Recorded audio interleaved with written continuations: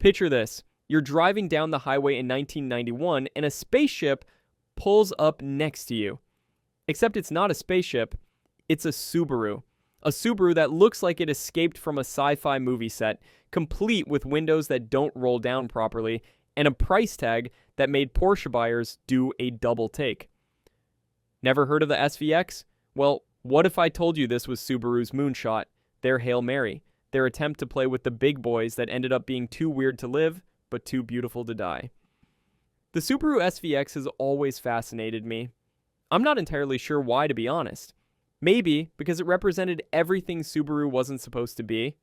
Maybe because it was designed by the same genius who penned the DeLorean. Or maybe, just maybe, because it's the perfect example of what happens when engineers get too clever for their own good and lawyers get involved. The fact is, this car wasn't banned in the traditional sense. No, it's much more interesting than that. It was essentially regulated out of existence by a perfect storm of design choices that collided head-on with American safety standards.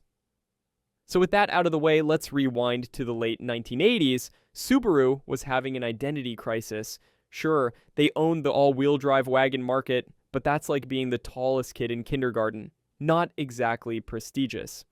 Meanwhile, Japanese rivals were eating everyone's lunch in the luxury segment. Toyota had Lexus, Nissan had Infiniti, Honda was prepping Acura, and Subaru, they had farmers and Vermont college professors. Don't get me wrong, great customers, loyal as golden retrievers, but not exactly the demographic that drops 60 grand on a weekend toy. Enter Giorgetto Giugiaro. Yes, that Giugiaro. The man who designed everything from the original Golf to the DeLorean DMC-12. Subaru basically handed him a blank check and said, make us something that doesn't scream I haul hay on weekends. What he delivered was absolutely insane. The SVX looked like someone took a Ferrari, squished it, and then remembered halfway through that it needed to be practical. The result was this gorgeous, flowing aerodynamic sculpture that achieved a drag coefficient of 0.29. For context, that's better than most modern cars. In 1991, that was basically witchcraft, but here's where things get interesting. The signature design element, the thing everyone remembers about the SVX, was its window within a window glass canopy. Giugiaro created this aircraft-inspired greenhouse where the side windows were split into two sections. The lower part could roll down, sure, but only about halfway. The upper part, fixed, permanent, immovable, like a structural middle finger to anyone who wanted to rest their elbow out the window. Supposedly, this was for aerodynamics and structural rigidity. I suspect Giugiaro just thought it looked cool and figured out the justification later. Now, you're probably thinking, weird windows don't get cars banned. You're right, but they do. Create a cascade of problems that snowball into regulatory nightmares. See, those windows weren't just quirky, they were a fundamental rethinking of how car doors work. The glass essentially became part of the car's structure. This created a situation where traditional safety testing went out the window, pun absolutely intended. The National Highway Traffic Safety Administration took one look at this setup and basically said, what the hell is this? Their rollover standards assumed windows that, actually rolled down all the way. Emergency egress regulations were written with normal doors in mind. Even something as simple as side impact testing became complicated when half your window couldn't move.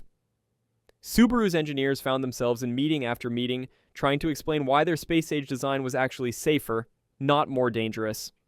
Spoiler alert, bureaucrats don't care about your artistic vision. But wait, there's more. The SVX wasn't just weird on the outside. Under that swoopy bodywork sat a 3.3-liter flat-six engine cranking out 230 horsepower. Now I know what you're thinking. 230 horsepower? My mame's Camry makes more than that. But remember, this was 1991. 230 horses from a naturally aspirated 6 was respectable. Plus, it was a boxer engine, meaning it sat low in the chassis, giving the SVX a center of gravity that would make a Porsche jealous. Technically, this thing could hustle. Unfortunately for Subaru, they paired this sweet engine with, and I cannot emphasize this enough, only an automatic transmission. That's right, no manual, none, zero, nada. Not even as an option. In the early 90s sports coupe market, that was like showing up to a gunfight with a really nice slingshot. Sure, it was a sophisticated 4-speed automatic with manual mode, but enthusiasts wanted 3 pedals. The official reason was that the transmission couldn't handle the torque. The real reason, I suspect, is that Subaru was terrified of warranty claims and figured automatic buyers were less likely to do something stupid. This created another regulatory headache. See, the EPA fuel economy standards had different requirements for manual and automatic transmissions. By only offering an automatic, Subaru put themselves in a category competing with luxury barges, not sports coupes. The SVX was rated at 18 city, 24 highway. Not terrible, but not great for a car trying to justify a price tag north of 30 grand. That's right, $30,000. In 1991, money. Adjust for inflation, and we're talking about a $60,000 Subaru today. Let that sink in. Meanwhile, the competition wasn't standing still. The Mitsubishi 3000 GT VR4 had all-wheel drive twin turbos and cost about the same. The Nissan 300ZX looked like it came from the future and had a twin-turbo option that would embarrass the SVX in a straight line. Hell, for SVX money, you could almost get a base Porsche 968, and every single one of those came with a manual transmission option. Every single one. But here's the kicker. The regulatory issues weren't just about the windows or the transmission. The SVX's advanced all-wheel drive system used a complex computer-controlled center differential that could vary torque, split from 95.5 to 50-50 depending on conditions. Brilliant engineering, absolutely brilliant. But it also meant the car needed specialized diagnostic equipment that most dealers didn't have. State inspection stations were completely baffled by it. Some states initially couldn't even figure out how to classify the thing for registration purposes. The insurance companies had a field day with this. They looked at this swoopy, fast Subaru with its weird windows and complex AWD system and basically said nope. Insurance rates for the SVX were astronomical. We're talking rates that would make a teenage boy with a Mustang look responsible. Part of it was the replacement cost for those unique windows. One cracked window within a window assembly? That'll be $2,000, please. Part of it was that insurance actuaries had no idea how to categorize this thing. Was it a sports car? A luxury coupe? A really expensive Subaru? Nobody knew. Then there were the state-level regulations that really twisted the knife. California, because of course it was California, had specific requirements about window tinting and UV protection. The SVX's unique glass design made it nearly impossible to apply aftermarket tint, which was practically mandatory in the California sun. Some states had laws about how far windows needed to roll down for toll booths. The SVX failed that too. There were even rumors, though I've never been able to confirm this, that some states questioned whether the fixed upper windows violated ventilation requirements for parking with pets or children inside. Though, if you're leaving kids in a $30,000 sports coupe, you probably have bigger problems. The real tragedy is that underneath all this regulatory nightmare was a genuinely good car. Owners loved them. The ride was sublime, mixing comfort with capability in a way that only Subaru seemed to understand. The all-wheel drive system was so good that it basically became the template for every performance Subaru that followed. That flat-six engine was smooth as silk and surprisingly reliable. Hell, there are SVX out there with 300,000 miles on them, still purring along like nothing happened. But the damage was done. Sales were disastrous. Subaru projected they'd sell 10,000 units per year in the US. They managed to move about 3,859 in the first year. By 1992, that dropped to 3,084. The numbers kept falling until Subaru quietly killed the SVX in 1996, having sold fewer than 15,000 total in the US. For context, Toyota sells that many Camrys in about 2 weeks. Ironically enough, the SVX did better in markets with fewer regulations. Japan loved it. Australia ate it up. Even some European countries, despite their typically strict standards, had no problem with the weird windows. It seems the American regulatory framework, with its patchwork of federal, state, and local requirements, was uniquely hostile to Giugiaro's vision. Or maybe Americans just really like rolling their windows down all the way. The aftermath was predictable. Dealerships couldn't move them, so they started discounting heavily. SVXs that stickered for $33,000 were being blown out for $25,000. Then $20,000. By the end, you could get a brand new SVX for less than a loaded Legacy. Subaru took a massive financial hit, reportedly losing money on every single unit sold in the final years. Some executives wanted to pull the plug earlier, but the company had invested so much in development that they felt obligated to see it through. What really gets me is the timing. Had the SVX arrived 5 years later, it might have been a different story. By the late 90s, the regulatory environment had adapted to more unconventional designs. The coupe market had shifted toward accepting automatic transmissions in performance cars. Hell, Subaru themselves had built up enough credibility with the WRX that a halo car might have actually worked. But in 1991, trying to sell a weird, expensive Subaru with windows that didn't work properly, that was always going to be a tough sell. There's a parallel universe somewhere where Subaru gave the SVX normal windows and a manual transmission. In that universe, it probably sold better, but nobody remembers it today. Instead, we got this beautiful oddball that was literally too strange for its own good. The regulations didn't explicitly ban it, they just made it so expensive and difficult to sell that it might as well have been illegal. You know what the really sad part is? Subaru never tried anything this ambitious again. Sure, they've made great cars since then. The WRX STI is a legend, the BRZ is a proper sports car, but nothing with the sheer audacity of the SVX. It's like they got burned so badly that they retreated to their safe space of practical all-wheel drive boxes. Can you blame them? When you lose millions on a passion project because of window regulations, you probably think twice about the next moonshot. The survivors have become cult classics. Clean SVXs now sell for more than they did new, adjusted for inflation. There's a dedicated community of owners who've figured out every quirk, documented every fix, even engineered manual transmission swaps that Subaru said couldn't be done. These aren't just car enthusiasts, they're automotive archaeologists preserving a weird chapter in Japanese car history. But let's address the elephant in the room. Was the SVX actually banned? Technically, no. There was never a federal ruling that said Subaru couldn't sell the SVX. No state specifically outlawed it, but the cumulative effect of dozens of small regulatory incompatibilities created a de facto ban on success. It's like death by 1,000 paper and cuts, except each cut is a different municipal code about window operation or insurance classification. The EPA thing alone was fascinating. Because the SVX was classified as a specialty vehicle due to its low production numbers, it had to meet different emission standards than mass-market cars. This meant Subaru had to certify it separately in each state that had its own emissions rules. California, New York, Massachusetts, each one required different testing, different paperwork, different fees. For a car selling in the hundreds per year, not thousands, the math just didn't work. Then there were the dealer regulations. Many states required dealerships to have specific tools and training for any car they sold. The SVX's unique systems meant dealers needed to invest thousands in special equipment. For a rural Subaru dealer who might sell one SVX per year, if that, it wasn't worth it. So you had this situation where even if someone wanted to buy an SVX, their local dealer might literally not be allowed to sell them one. I've always wondered what would have happened if Subaru had stuck it out. The late 90s and early 2000s saw a boom in quirky, expensive Japanese sports cars. The Honda NSX finally found its audience. The Nissan GT-R became a legend. Maybe the SVX was just ahead of its time.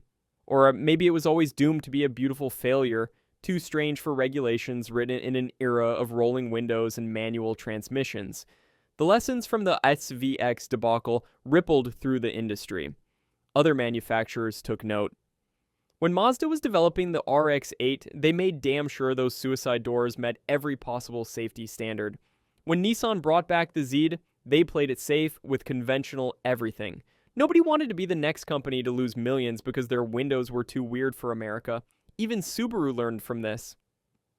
Every subsequent attempt at a halo car has been deliberately conventional in its unconventionality, if that makes sense.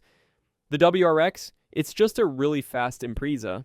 The BRZ, co-developed with Toyota to spread the risk.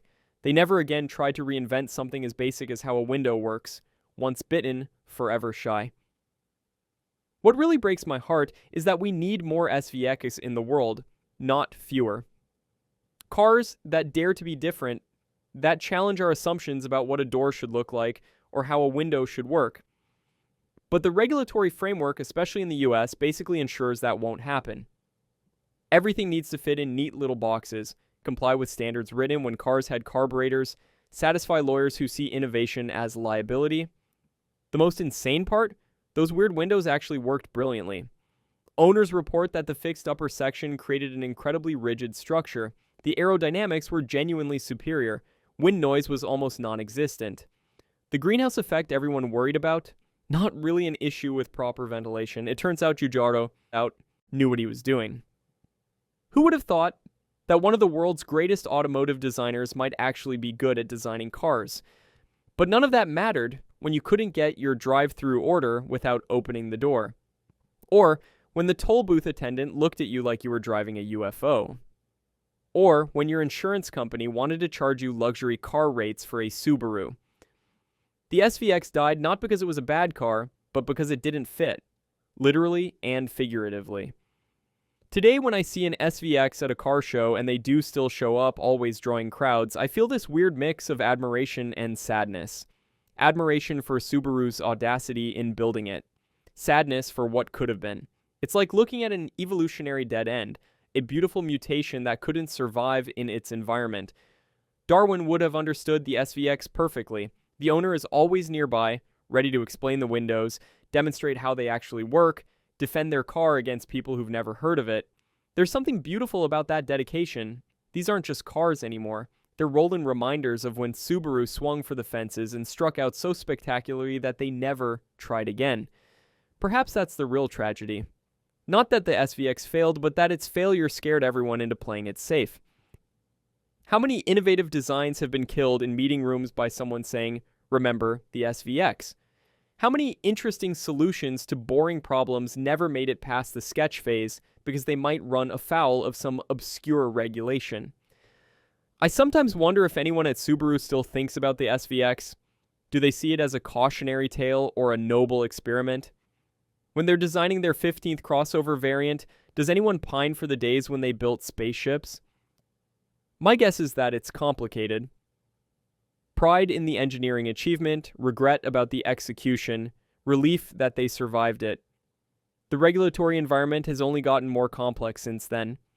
Modern cars need to pass hundreds of different tests, comply with thousands of pages of regulations, satisfy safety standards that would have seemed like science fiction in 1991.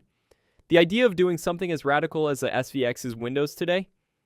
Forget about it. The lawyers would have a heart attack, the accountants would quit, the regulators wouldn't even know where to begin, but maybe that's why we need to remember the SVX. Not as a failure, but as a reminder that sometimes it's worth trying something weird. Sure, it might not work, you might lose money, regulators might hate you, insurance companies might have aneurysms, but occasionally, just occasionally, you create something memorable. Something that makes people stop and stare 30 years later. Something that proves you were brave enough to be different, even if different turned out to be incompatible with subsection 3.2.1 of the Federal Motor Vehicle Safety Standards. The SVX wasn't banned, not officially, but it might as well have been. Death by 1,000 regulatory cuts is still death. And what died wasn't just a car, but a piece of Subaru's soul. The part that dared to build something nobody asked for, but everybody remembers. The part that thought weird windows were a hill worth dying on. The part that believed a Subaru could be art. Today's Subaru is successful, profitable, rational. They build excellent cars that normal people actually buy. They've found their niche, and they're sticking to it. But sometimes, when I see an Outback in that safe, sensible green that Vermont professors love, I think about what might have been. What if the SVX had succeeded? What if regulations had been different? What if America had been ready for windows that only rolled down halfway? We'll never know. All we have are about 14,000 examples of what happens when ambition meets reality and reality wins. The SVX remains a perfect time capsule of early 90s optimism colliding with bureaucratic indifference, a reminder that being too early is the same as being wrong, and proof that sometimes the most interesting cars are the ones that never quite fit in. So was the SVX banned? Not legally. But practically? Absolutely. Killed by windows that challenged assumptions, regulations that couldn't adapt, and a market that wasn't ready for a $30,000 Subaru with ideas above its station. The truth isn't that it was banned, it's more interesting than that. It was regulated into irrelevance. one municipal code at a time, and that perhaps is an even sadder fate than being explicitly forbidden. At least banned cars become legends. The SVX just became a really expensive reminder of why car companies play it safe.